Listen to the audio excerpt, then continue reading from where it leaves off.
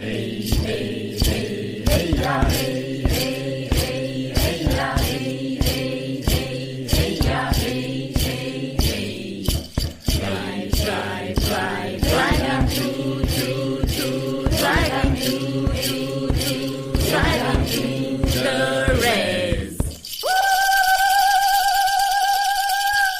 Welcome to another episode of Driving to the Res with your favorite hosts, Inelia and Larry. I couldn't say the words. You got double mouth. Larry and Larry. Well. Here's your message for today. Where did I get this message? From the quotes book Quotes that you can book. find at ineliabenz.com. Yeah, just go You can buy the physical book. Yes, you can. Yeah. Or you can go to the digital one if you scroll down to the bottom and say quotes right there. Yeah. Today. And I think there's also a quotes.ineliabenz.com. Yeah, it is. It's quotes.ineliabenz.com. But if you go to ineliabenz.com, scroll to down. the bottom, you'll see it. It Okay. says get your message. Okay, what's the message for us this week? It's a very appropriate one because today, we want to talk about channeling stuff. Information. Channeled information. Channeled information. Yeah, this quote today is, we all have a right to choose the nature of communication we have with others. Very, very appropriate. Yeah. What do you mean? What does this message even mean? We have a right to choose the nature of communication we have with others. Well, within the context of when that was written, it meant that if somebody comes to you with an invitation to low-frequency engagement, it is your choice whether to say yes and fight with them, argue with them or whatever, or to say no and walk away or change the frequency of that communication completely. And respond with the frequency that you want to communicate with. Nice. Yeah, I did that just the other day. Yep, you did. And yeah, it was a rather lower frequency engagement invitation, and I just responded with the answer to the invitation that I would have preferred to receive, I guess, Can you talk about it, or is it like confidential?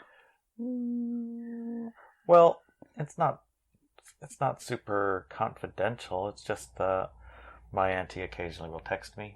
Oh, and oftentimes yes. it seems like in the weekend evening, so I think that could be not the what the word is, drunk dialing. Yes, yeah. drunk texting. Yeah. So occasionally those are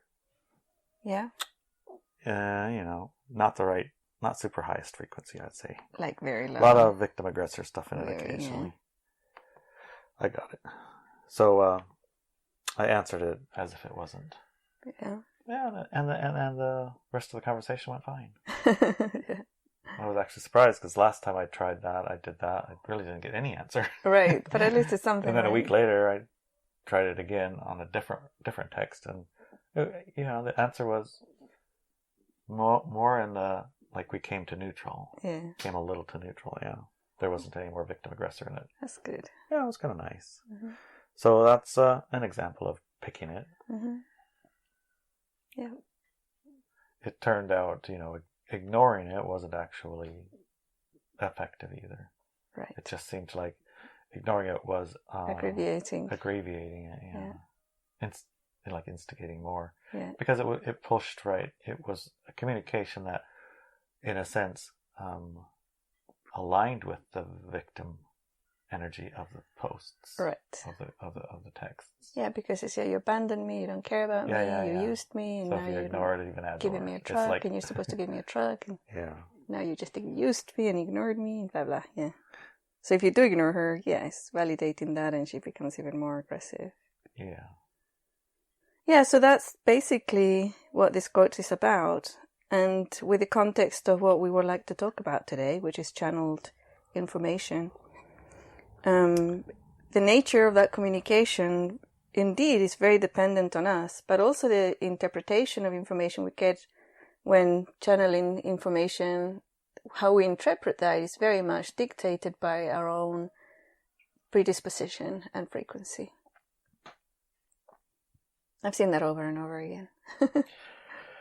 Yeah, channeled information. If you don't know what channeled information is, well, how would you describe it? because I've been to a few, like not like a seance, but a gathering, and there would be a channeler there, and the channeler would basically go from talking like we're talking right now, and they're just like regular old Tom, Dick, or Harry, just and we talk about stuff. Okay, hold on a second, and then they go close their quiet, and they change their frequency persona. Somehow they would go meditate for a moment, or they'd be quiet, or they go inside. Sometimes their accent changes, sometimes the voice changes. Something coming to through. go from their present state, like we are at, normal state of talking, to an altered personality, what it looks like. Like Abraham Hicks, yes, Esther, and a few others. And then they will begin a conversation. And in the conversation, when it's a real-time conversation, the information that they would share is information that you wouldn't imagine they have access to on a normal basis. It would be information that you have probably never heard before, or if you have heard it before, it's only because you probably listened to a lot of channeled information. Right. Otherwise, it'd be like, what? I never heard anything like that before. Or if it's in response to a personal question, they would seem to have access to information that you didn't share and they had no way of accessing. It's like a broader awareness set. But also, if you listen to much channel information, you find proclamations that are grandiose and sometimes and seem to be,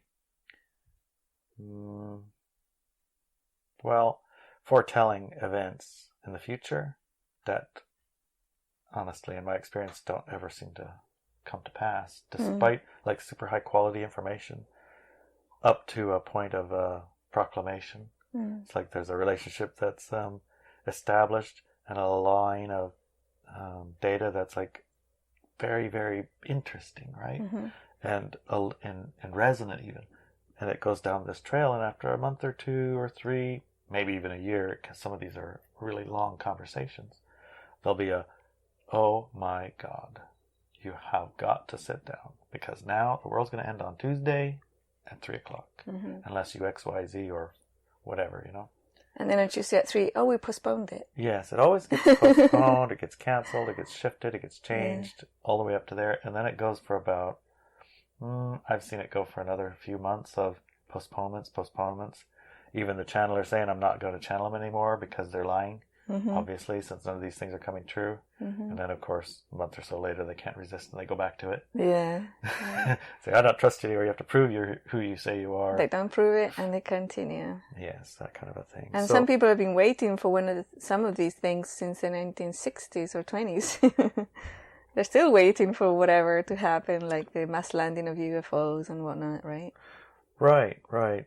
So when I think of it and I say channeled information, there's several different kinds of interactions with it. The interaction where you have a storyline, and along, like, here's the real history of the world, here's what really went on. Those ones are a long conversation with a channeled group or an individual. And they might like the council of nine, or the Egyptian gods, or alien group of Pleiadians, or on and on and on, right? Lots of different groups would like say they are the author of this channeled information, and the channeler has managed to tap into them through their diligence and their work, or their openness to receive the communication. That everybody would receive it if only they would, get to that same frequency, whatever it might be. Or often the case is that human is a human born from that group, and they have a special connection that allows them to, same consciousness. share their communications. That's one kind. And then another kind is where you can literally just have a back and forth conversation like Abraham Hicks does. And that one, she said she's part of that group too. Right. But not as, evolved or whatever she says it, right? Right. In her daily life. Yeah. So there are a little bit kind of a different interaction. Different intent even. I don't remember hearing Abraham Hicks saying any day, Tuesday or Wednesday, the world was going to end. No, that's true. I never heard that. I've never heard her bring that to be. So she was always I want to have a conversation to alter the way that you interact with the world. Mm-hmm. Or adjust the way you interact with the world so that you're, in their words, more of a high frequency. Right. Okay. So those different channeled aspects, right? Yes. What the heck is going on? Because, I mean, when you get caught up in one of those, you are totally hook, line, and sinker loving every single second of it. Oftentimes to the, you will minimize anything that doesn't resonate. You'll just maximize and really latch on to what does resonate. Mm. It's like we're here on the planet, live in harmony with each other kind of a message. And we should gather in groups and meditate and, share our suppers and raise our frequencies. And that, all good message, all good stuff. And then at some point or other, not always, but more often than not, there'll be a big day that needs prepared for, or a big event. Mm-hmm. The event, I'm sure you've heard of the event. Mm-hmm. I don't know which one is the event, but there's been a lot of the events. I know, there's been a lot. Yeah. Why is that? What is going on with all that? It seems like it gets you all hyped and hoped up on hopium. And it does seem like it gets your frequency and your attention and your intention all pointed in the right direction, but it seems like it gets hijacked. At some point, yeah. My experience with channelers hasn't been that broad. No. I've had situations where individuals that I've known, mystics that I've known, channel information from different, what they call councils and things. And that's interesting, and I scan it, and I try it, and I look at it.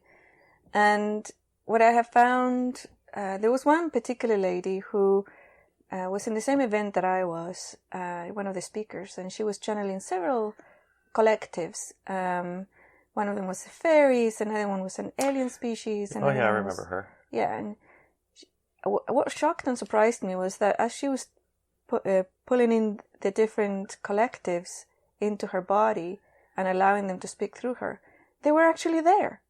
Yeah. They were actually there, and I could hear and feel the communication in my mind before she would open her mouth and say the exact same things, express the exact same images and information that I was seeing, that they were putting out. So I thought, wow, she's genuine, really genuine. And I liked her a lot, and I talked about her, and her audience exploded when I talked about her.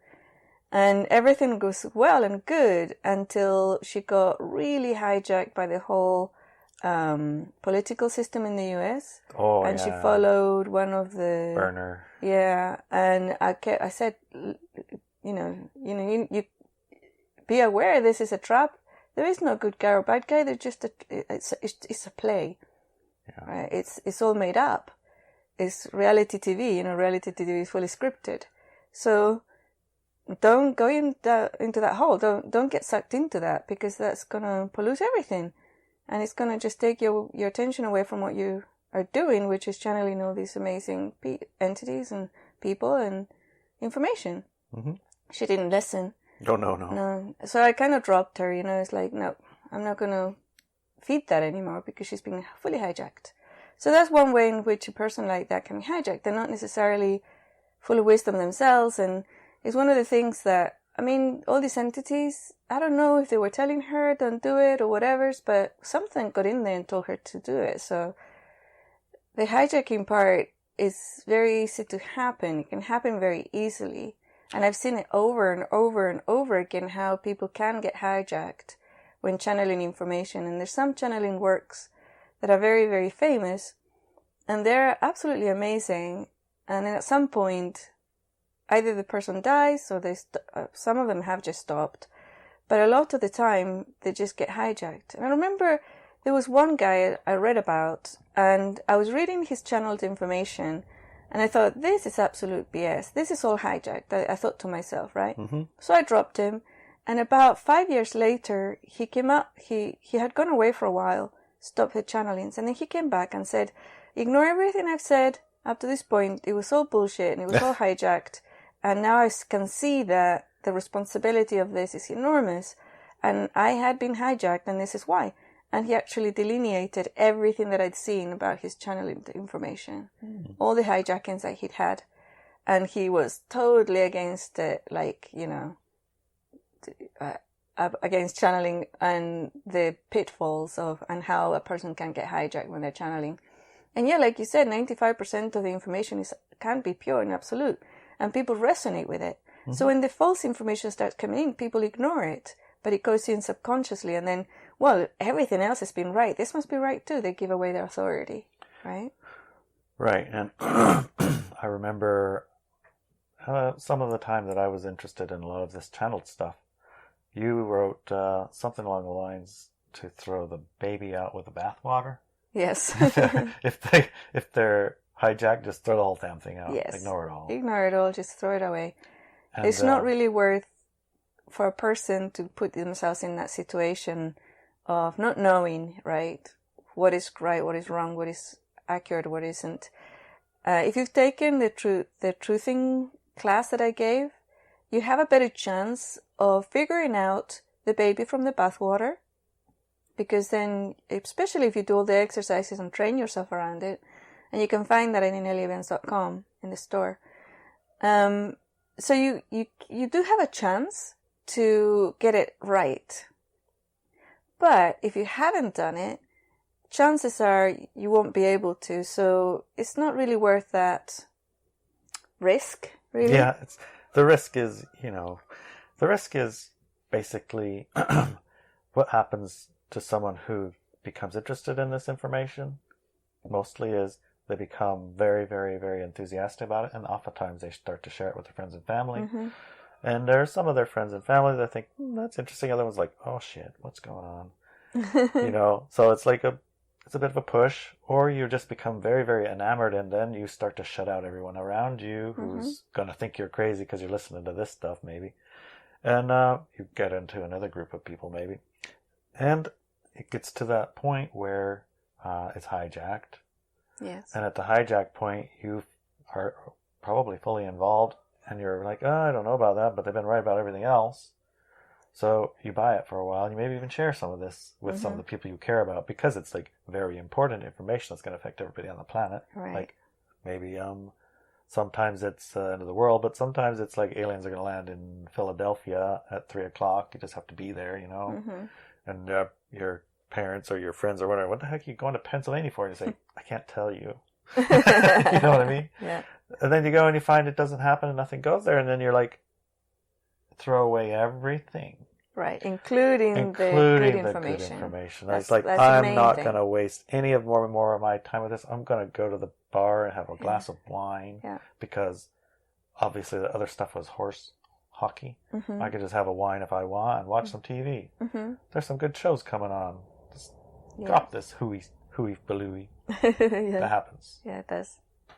And I think that's the main aspect of hijackings, that the person will then throw everything away, including the good stuff. Which is ironic, since the first advice is to throw the baby out with the bathwater. That's before. Yeah, exactly. After. So the thing is, there's always red flags when a person is listening to another person's channeled information. If you get red flags and you do the truthing exercises on it, and if it comes false, then just throw it away. There's other people, there's other channeled information, there's other things that are 100% accurate. Go there. Yeah, if you're going to pay your attention where it's all accurate. Exactly. Or at least not littered with a trillion red flags. What are the red flags? To me personally are... Good point. What are the red flags? Give me when a person or the channeled information requests that you give away your authority, or gives a really big, strong hopeism energy, right? That you wait, just wait, don't do anything because it's coming.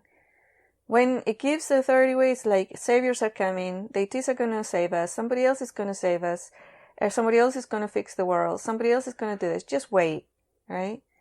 Or and it's that type of thing. Anything that gives away your authority, to me, is a red flag. I will fix it for you. There's people who say that. That's a red flag, right? Right, and I'm the only person who can help you. It's also a red flag. These entities are the only people or the only beings that can help us. Is a red flag. Like their authority is proclaimed in some way beyond and above any and all authority. Yes, like including yours, particularly yours. Like this, the Council of Nine one. Right. I am the beginning, I am the end, I am the emissary. But the original time I was on planet Earth was 34,000 years ago.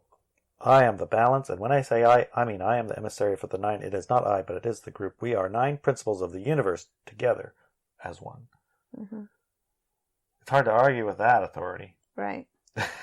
They are the beginning and the end. Mm-hmm. Yeah. So that would be a red flag.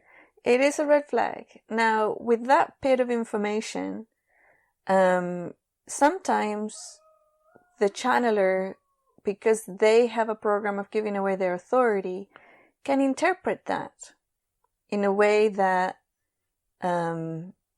is erroneous, right? So when I read that particular passage, I could very quickly say, well, that could have been misinterpreted, for example. Yeah. So that channeler, that one that's interpreting those words, is not somebody to listen to. However, if you look at the energy of it, to me, if you change that energy into the person who's listening saying those words, then it starts to make more sense. Right? Do you see? So if the person listening is the I am the beginning, I am the end, I am the balance of 9 energies on the planet, and I was balanced, as in came fully on 35,000 years ago on the planet, then it starts to make sense, doesn't it? Because at some point in the past, a few thousand years ago, it could have been 35,000, maybe less or maybe more. We decided as a species here on the planet to have a power over others experience, and that is an unbalanced experience. Do you see? Yep. So that's why, like, channeled information, sometimes when you look at it, you tap into it, you can see where it went wrong, where the interpretation or the translation went wrong. Because if you see it from the perspective of the person listening, that they are the beginning, they are the end, they used to be balanced and embodied 9 aspects of the universe. Mm-hmm. 9 principles of the universe together. Together in balance. If they were that, the person listening, then it says, I get a yes, it is true. And now most of the people here on the planet, we are unbalanced. But if we were to embody that again as a species, then we would be balanced again. And then we would be part of the universe again at a conscious level, not a subconscious level. Do you see? So that we come to the forefront. So it's all about interpretation. And I'm not saying that the council, is it the Council of 9 or whatever, the 9? That was a typical Council of 9 message, and it's grandiose. If you give your power away, and if you interpret it from a power over others and godly energy sense, it is indeed like that, grandiose.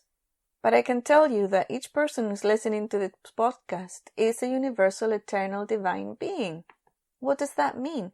They are the entire universe embodied. The beginning and the end, and all of those principles. Exactly. Yeah. Do you see? So do you see how that can be misinterpreted? Oh, yeah. And how it has been misinterpreted and used and hijacked in ways to control the masses.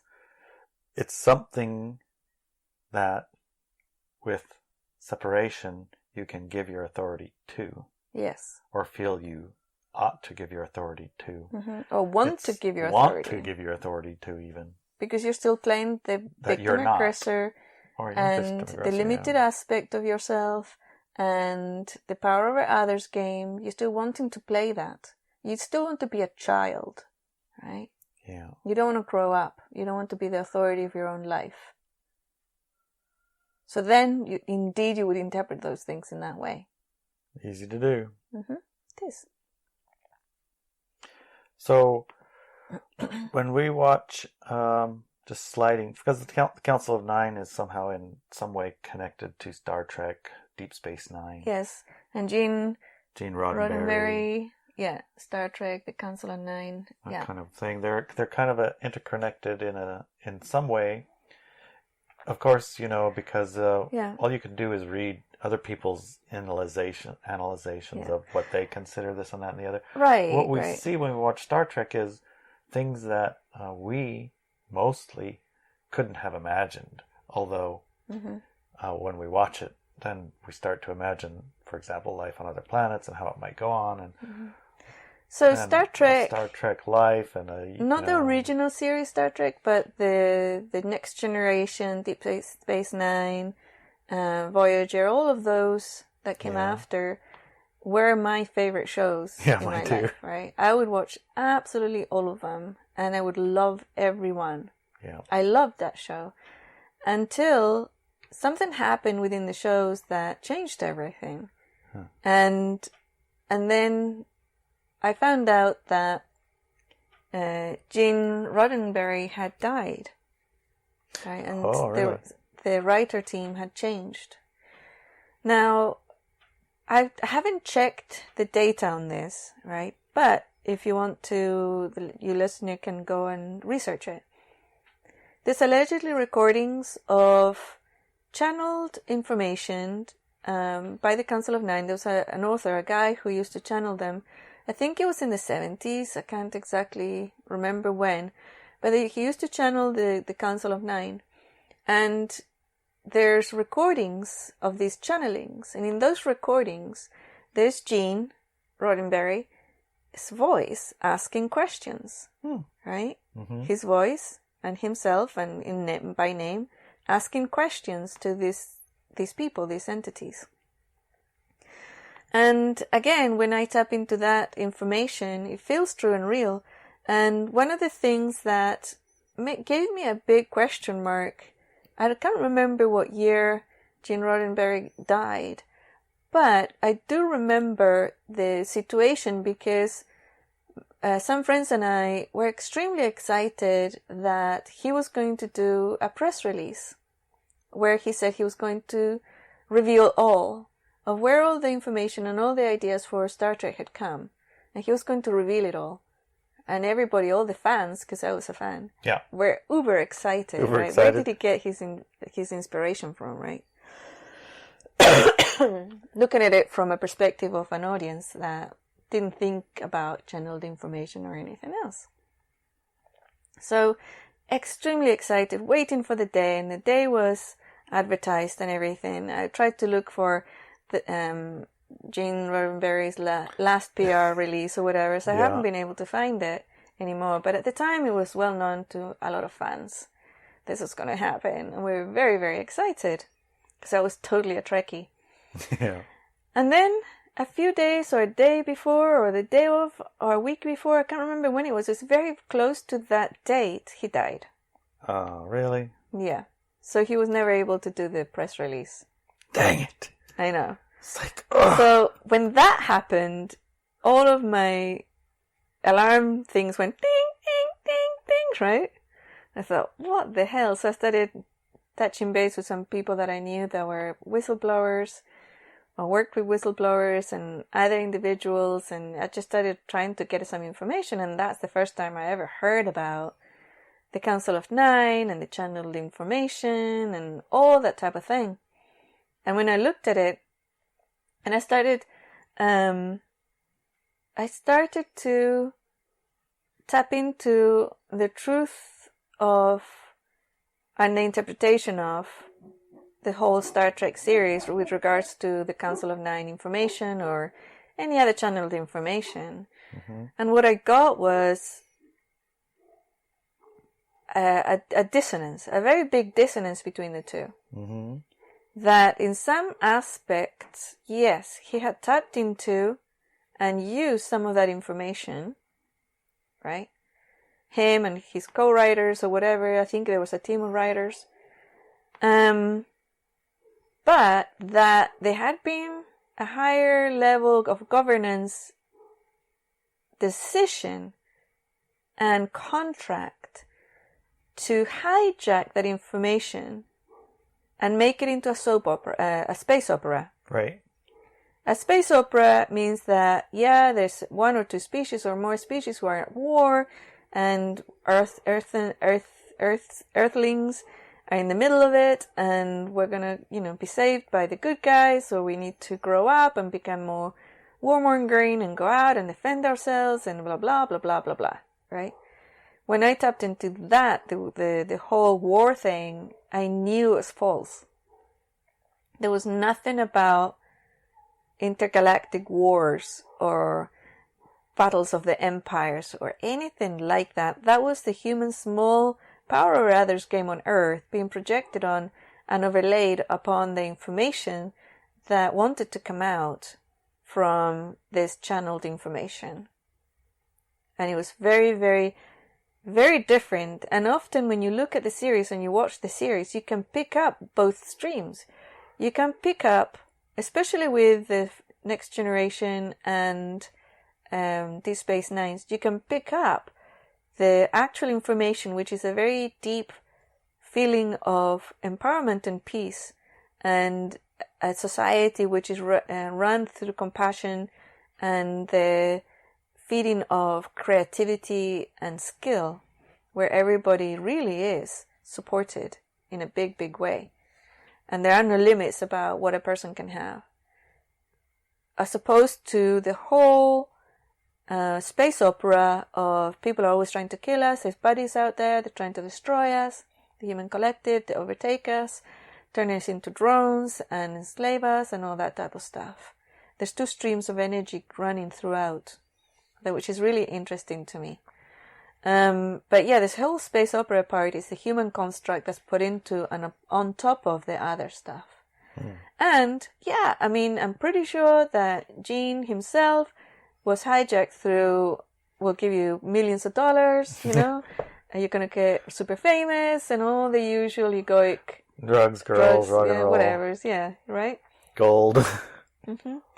So that's how it feels. But at some point in his life, he changed his mind and he thought it wasn't worth it. We really need to give out what the information's about. And, actually, the information, when you look at it, the actual information behind that channeling is boring to a person who's addicted to drama. Drama sells. Drama sells tickets for your movies. Drama sells tickets to your TV shows. A lot of money and revenue by drama. But if you actually gave the synopsis of the trajectory, in the drama aspect, there's none.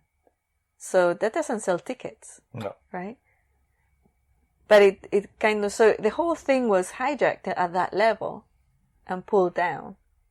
One of the things I found interesting also that we also read somewhere was that Uri Geller was involved in this whole channeling of the Council of Nine, and other individuals who run with the information, but that Uri Geller dropped it at some point. Uri Geller is very ego-driven, a very ego-driven person. And I remember in the year 1999, I think it was, I ordered a book from him, and at the time he wasn't doing very well financially because all his enterprises and things were collapsing around him, and for some reason his audience turned against him. And from my perspective, it was because at that moment in time he chose to guide people into enlightenment rather than the drama of bending metal or whatever, right? He decided, I think him and his wife decided that it was going to be something else. It's going to be a way, I have all this influence, I have all this power, I can really teach people about enlightenment, right? Yeah. And growth, and how they can use these things, the whole, CD things, Yep. Without enlightenment doesn't go very far and whatever. So he wrote this amazing book, and I haven't found it again. It might be out there still, but I haven't actually found it again. That was all about growth and I thought, wow, dude, you really did it. Because again, he was one of my heroes. I loved his personality and everything. So he had this offer of, if you write me a letter, I will send you a signed book. Sweet. Right? So I wrote him a letter, and he indeed sent me a signed book. Ah, cool. Right? And in the letter, you had to give your address, your phone number, and everything, so you can use it to send you the book. Oh, yeah. Right? That sounds like fishing. I know, right? A little so bit. a few days later... Making a list. Yeah. A few days later, of course, I get a phone call from him. Oh. Yuri Gueller. And he was talking to me. We were talking for about 2 hours on the phone. International call must have cost him a fortune. I was in Madrid at the time, living in Madrid, and I remember the living room and tapping into his field of awareness. And he was on the edge of, go back to that egoic construct and get my money back and get my fortune back and not have to lose all my acquisitions or continue in this path. Yeah. And we talked about it, and he was like very keen on, if you organize a few people, I'll come over to Madrid and I'll give a talk and, we can work together. And then it just felt, there you go, taking over. And I went, no, and my hero died, It's like, it just died. And I was so like heartbroken because I could feel it. I could feel that desperation or that fear of losing it all, which I've seen in other famous people too, was right there. And it was like a juncture, and he was going the other way, and there was nothing I could do. It's like, I don't have any contacts in Madrid. I can't, offer you this. I can't create an event for you to come so that you can move forward with this, And it was like crack, like a crack. And oh my God, when you're a young person and one of your heroes dies in your phone, I cried for days, It's like, it was heartbreaking. Well, so people understand, because, I have an idea of what you're meaning, how it was that it broke, but what do you mean specifically? How did it break? Because there's many people who would say, oh, well, he wants to do an event with you, or have you organize an event for or with him. It sounds like a grand invitation. How does that interpreted as breaking it? How would you interpret it? What do you think happened? Well, what I'm trying to do is say that it's not easily or clearly understood to people who might be listening how him calling you and asking after a long conversation, maybe gather some people, we can come have a talk, how that would be destroying anything in your mind. Well, that wasn't, it was almost like, I can't remember the exact conversation, but the bits that I do remember, it was almost like, I will do anything. I will say whatever you want as long as you can organize this for me. It wasn't from the purity of, this is my message, right? Right. It was almost like he had already passed the point of, I tried this and it failed on me and now I'm losing an entire fortune. So I'll do anything. I'll say whatever you want me to say. Right? Just tell me what your audience wants to hear and I'll say that. Right. Do you see? Yeah, of course. When you say it that way, easily, yeah. You can see that. But it's like, of course, naturally speaking from experience, when I hear something like that, it sounds like a poor little kitten in the gutter who needs brushed off and fluffed back up. Send you back on mission, mister, and here's what you're here for. And I'll tell you what you need to say, which is what you're supposed to say, and you're not supposed to X, Y, Z. In other words, right. Save him. Right, because you have that energy in you. You have the savior energy.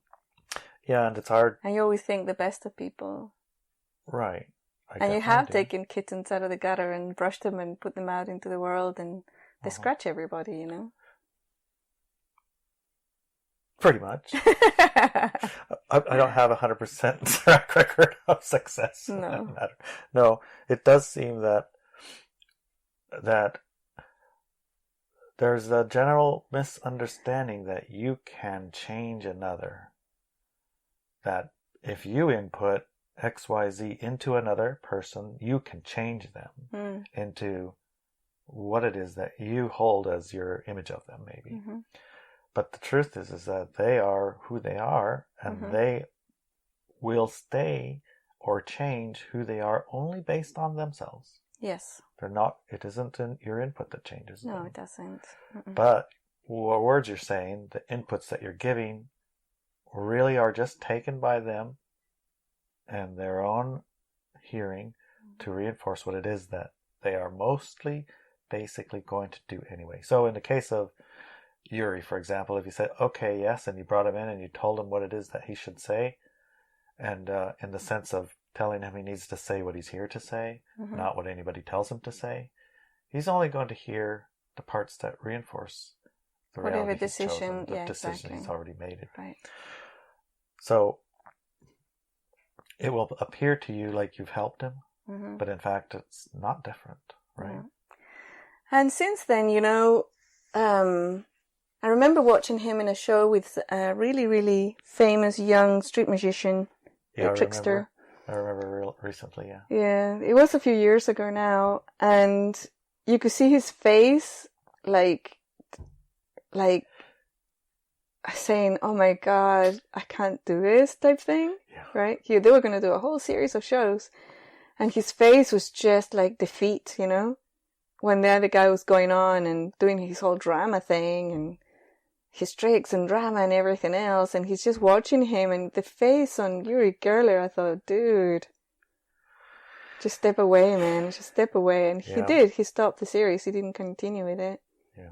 But then very recently I saw him when somebody with authority said, yep, he did work for the CIA, because he'd been saying for years, I used to work for the CIA and I worked for them and I did this for them and I was a spy for them and I did this and this and the other for them. Yep. And nobody believed him. Everybody thought he was a total BS, right? Trying to use it to make himself more important and authoritative. Yeah. And even the CIA said, we don't know who this person is. Of course. And then this person of authority said, yep, that's right. Yuri Geller was part of this team and we worked for the CIA and everything else. And he was so happy. He was so happy. I told everybody, you know, it's like, I'm, you know, not born American, but I believe in America and I worked for the CIA, you know, to forward the freedom and blah, blah, blah. And I thought, oh my God, dude, really? Are you really saying that? And it was all ego again. Yeah. His ego always takes him over. But does he have abilities? Does he have skills? Can he channel? Can he bend spoons? Can he do all these things? Yes, he can. And I can tell you one thing. I don't know if anybody else can find that book anymore. It's probably out of print. But it was the most beautiful book I had seen in my life. Wow. It was gorgeous. It was full of beauty, magic, feeling, mysticism. It was amazing. It was the most amazing book. I used to look at it. I used to open it up and read the messages in it just with a flower in my heart, you know?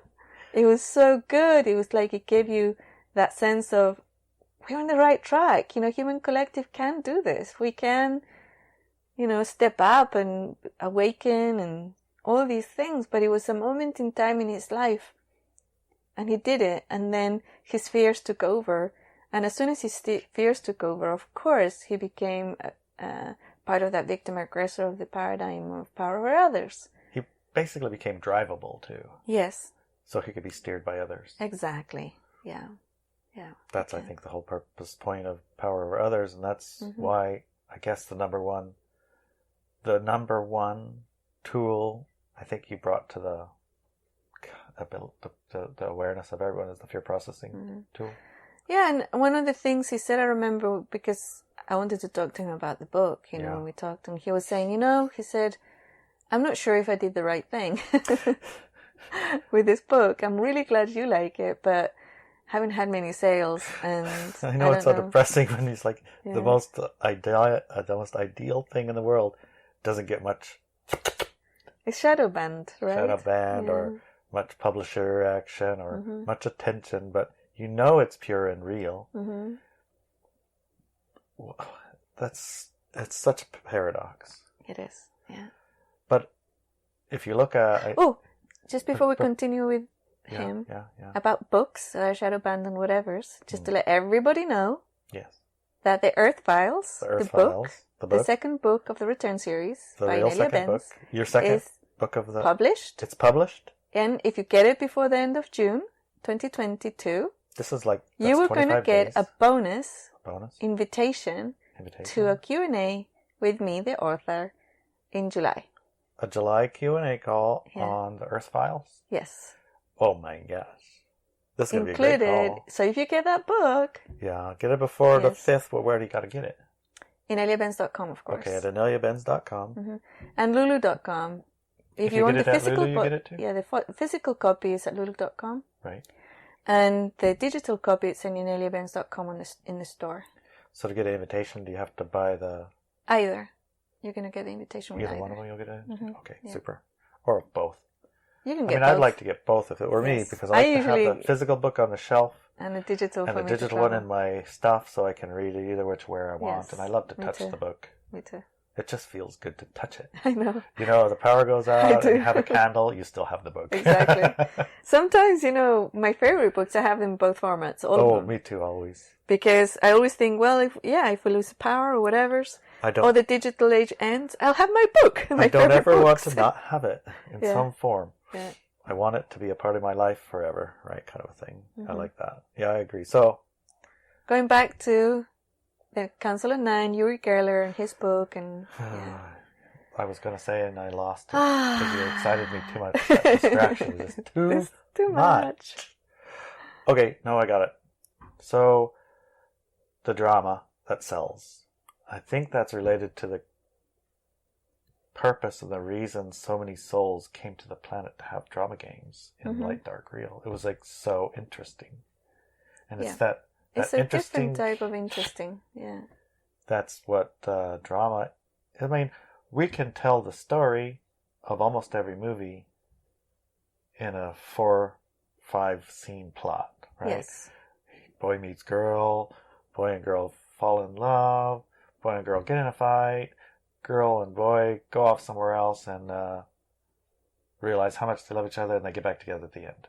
Mm-hmm. Okay, there's 100 romance novels, 1,000 movies. Mm-hmm. They're the same plot. Mm-hmm. But it's the experience and how it's dramatized that makes this story better than that story, or this one interesting, even though it's the same one, but there's different colored hair and there's different colored eyes.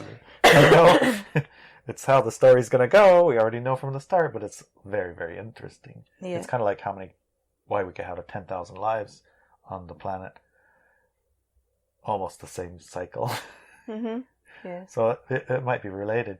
But as we move through a split, we're shifting from one set of this is what I'm interested in to a different set of this is what I'm interested in. Exploration, right? Creativity, expansion of awareness, the exploration of different species, and that's what comes back to the communication stuff, channeled information, getting to know new species.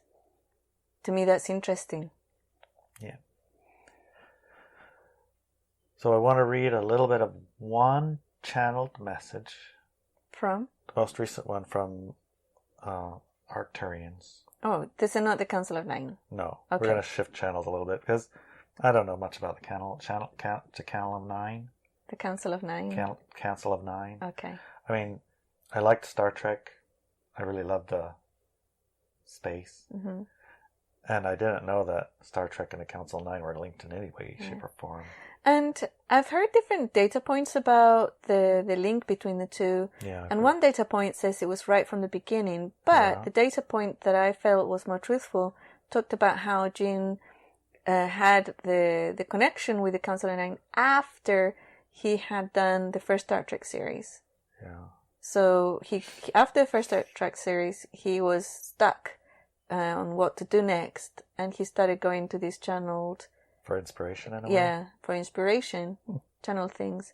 And then he took a lot of information from there and took it forward into different works. And so that's why I've never actually liked the first Star Trek series, except for a few bits of data, which is like the cell phones and different technologies that I've also heard that the whole thing was written to put in those bits of information to the masses, like the cell phones you click open, like flip open phones. And, Yep. Yeah. Yep. And other little bits and bobs to start introducing those ideas into the human collective so that when they actually came, they weren't that weird, right? Totally. Your communicator on Star Trek and your Yes. cell phone, flip phone were exactly the same thing. Exactly the same thing, right? So I heard that one before, that was information given to him by the government, that he had been working with the government for a long time to add into the scripts and to the stories. Him and the group of writers, right? But the other part also was part of that, and if we think about Uri Geller working for the CIA, Uri Geller working, channeling the Council of Nine, Uri Geller being listened by Gene Roddenberry, all these things fit together in a very neat way of what do we want to put into the subconscious awareness of the masses, right? It fits very nicely into it. And how do we, because if you have a line of truth and then you wrap up your own message around that line of truth, Right. it gets put into this collective because people resonate with truth. Right. And then they bring along what you've wrapped it Exactly, in. what you wrapped it in, yeah. That's something that we're reading in the Naked Bible book. Oh my gosh, yeah, like we have to do a whole series of podcasts on that book, I can tell you. I know. I was shocked and surprised, man. Shocked and surprised. If you haven't read that book, you have to go get it and read it. Give it a gander. Yeah. It's pretty far. Yeah. It's just interpreting Hebrew to whatever, just doing the interpretation and then altering and translating words and taking their meaning completely, how it's written. How it's written to give a different message is super and apparently it was easy. And sometimes not even a different message. Not even a different message. It's the actual message, right? Yeah. Well, it's worth looking at. We're only a quarter of the way in or so I'm not going to give a yeah. I'm just saying, wow, that was some pretty interesting stuff, and I'm going to take a look and I'm going to dig in a little bit more. Yeah. Because we both had the same kind of experience with church and going there. State, Yeah, it was like, what the heck? Yeah. Because there's a truth and now there's not. What's going on? I don't get it. Mm-hmm. So why I was going to share this. This is just randomly the most recent message. From? It's called onenessofall.com. Okay. It's channeled information from an Arcturian Arcturians. collective. Okay, Arcturians. Arcturus is a star. Arcturians are a general race of extraterrestrial. Okay, That's got how it. It's shared. Mm-hmm. Now I've been listening and reading these ones since, I don't know, 2010 or 11. Mm-hmm. A long time, and they never stopped, in my mind, being reasonably good. Oh, okay. There was never any landing coming of Arcturians that I had to go meet up with. Mm-hmm. There was never a day. Did they call you beloved? No. Okay. It's about oneness, and it was what attracted me to it, because at the time you, on 2010-11, you had said something about oneness being a state of being. Mm-hmm. And it was unclear to me what exactly that was. So you went for an explanation. So I had to go look for what is it all about. Mm-hmm. And one of the things I found was Arcturians? the book Oneness. Oh, yeah. By Russia. And Journey to Oneness. Oh, and those books became like my Bible, basically. Yeah. And so journey books. The journey book is nice. My journey. Yeah. When I read it, I had a journey experience. Each one of those it was the strangest book, I swear. Read a couple of lines or a couple of pages, and that's all I could read.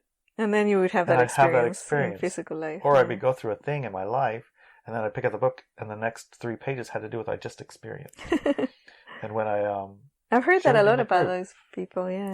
When I joined a group of people who have been reading that book, they had the same experiences happening to them. And what happened to that group? It's still current. It still happens. Yeah. It's not like a... Is it an online group, or is it a physical group, or... Well, there's a Facebook page and that kind of a thing. Oh, okay, got There's it. not a... It's not a There's group. supposed to be. If you read The Journey to Oneness, what she's supposed to be doing is... Giving classes. Doing a physical events. where people can share their... gather their tribe, you know. Yeah. But she's not exactly. She's She's exactly a lone wolf. That didn't happen, huh? Right, so it's not happened yet. Right. Doesn't mean it won't, but it still hasn't yet happened. Yeah.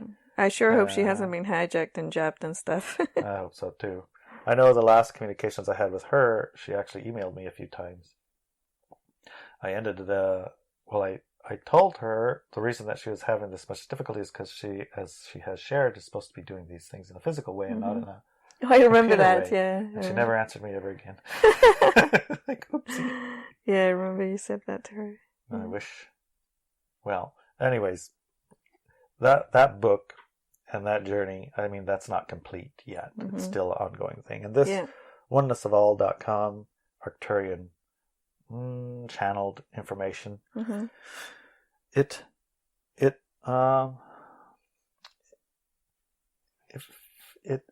I don't know how to. Here, I'll give a sample. Yeah, just here's give a sample, and you sample. can tell me what you feel about it. Yeah. This is the end of the most current message. Okay. When you are happy, doing what you love, your energy vibrates at a higher frequency, because love and joy are the reality. Because there is only one, the state of your consciousness affects everyone else.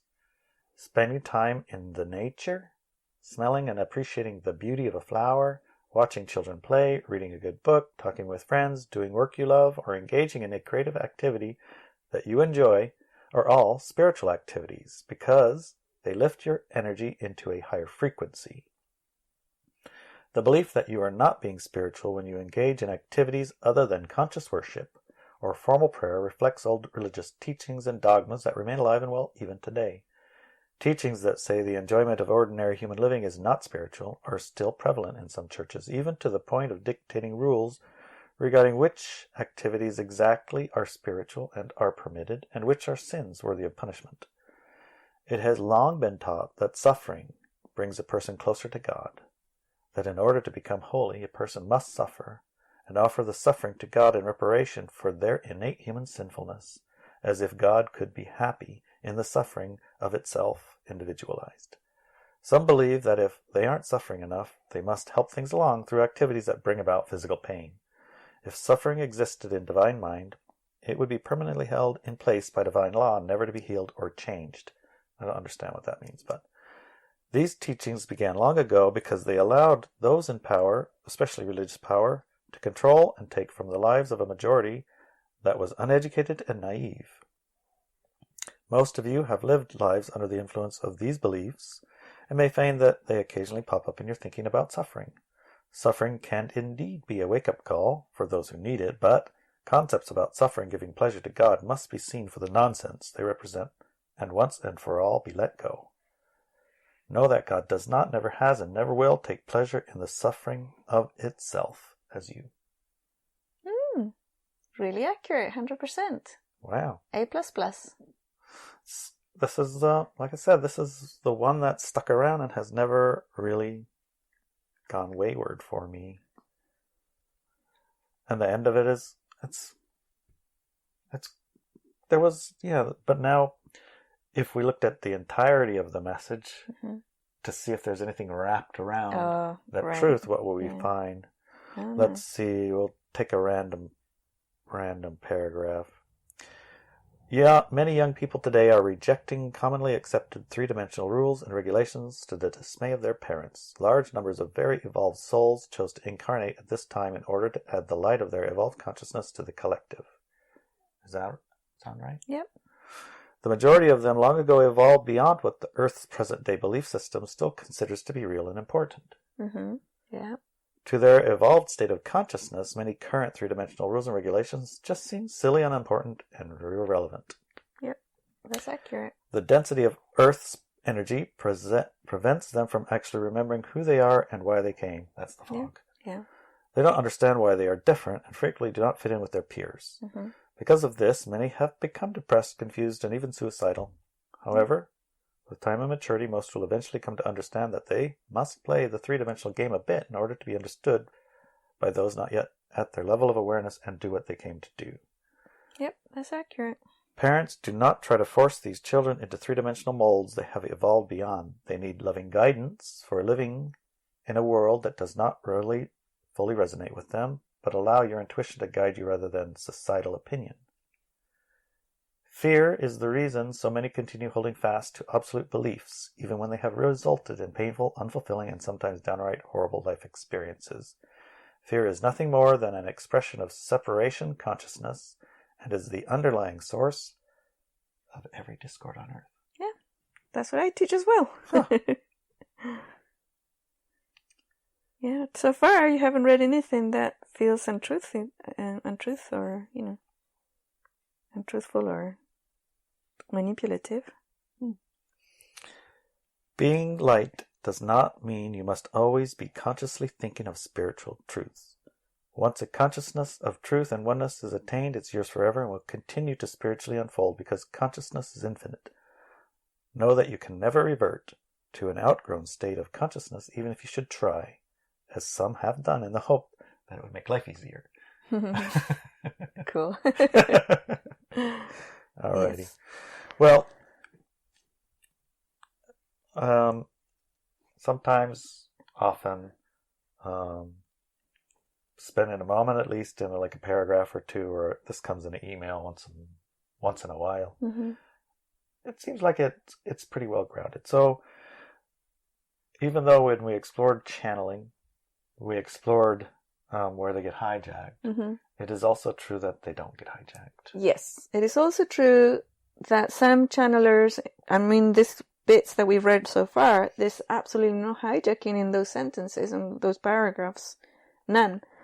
So, from that perspective, the best weapon you can use when scanning channeled information is the truthing exercises from the class that it's at my website.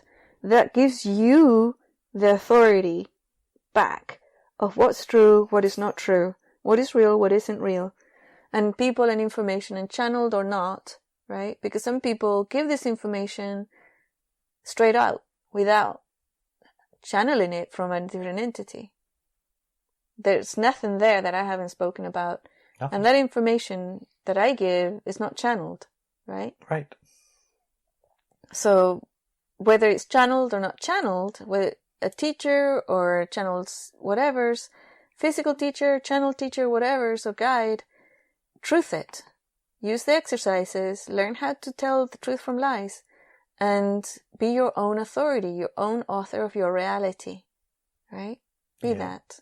Embody it. Really, really embody it. Totally perfect. Okay, honey. Yeah. Oh, before we say goodbye, a couple more things. Okay. So on our Subscribestar and Walk With Me now, we're having a class come up. Okay, right? good. So the June class. The June class. Make sure you're subscribed to one of those to get to the class. Walk With Me Now or Subscribestar. Yeah. Don't forget about our second hour for this podcast. It's going to come up in a few days on Subscribestar and Walk With Me Now. Right. So if you're interested in this channeling or you have more questions, you're going to probably get some deeper questions. I'm sure Adeline and Inelia are going to have plenty to ask about channeling. Yes, yeah. And I think it's a conversation we can continue anyways with different aspects of it. Okay. Another thing that I wanted to talk to individuals about is that at the moment we've had guidance to increase our newsletter subscriber base. Right. And number of people receiving information. Receiving the newsletter. Exactly. Just the newsletter, that's it. That's it. The newsletter is free. It's right? free. And you're going to get bonuses when people subscribe and everything. When you get these newsletters, we have offers and all sorts of things, but also a lot of really good information. Okay? Generally a good article. IneliaBenz.com. Go there, subscribe to the newsletter, but also please make this viral.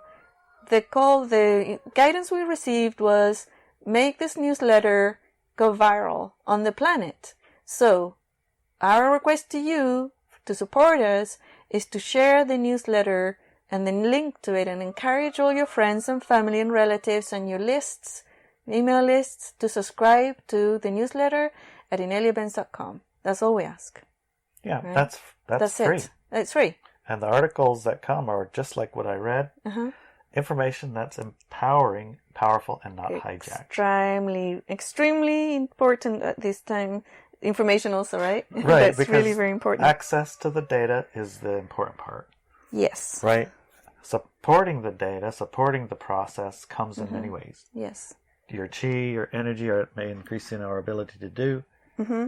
Your sharing of the data with those who are looking for it. How do I find it? I'm going to walk down the road, and which mailbox is going to have the data I'm looking for in it? Yeah. If you open the mailbox and look in, well, I'm not saying you go to across the street and do that. If you open your email box and it has, hey, I get this newsletter from Inelia Benz. It's been so on spot for the time and the experiences I've been having. I thought that you would enjoy it too. If I saw that in my inbox, I would look. Yes. So do that. Right. And one last shout out. Yes. We want to thank Dan Coulter. Yeah. Hey, Dan. Thanks, Dan. We got the birthday present. I know it took a little while to say thank you, but it's been absolutely fantastic. You send us regular donations. And beautiful cards. Beautiful, beautiful cards and beautiful, beautiful messages. We really appreciate it. It has made a huge difference to our lives. Thank you so much. A big, big thank you to Dan. Yes. All right. Do you feel complete, honey? Yes, complete. Thank you. I love you, honey. I love you too.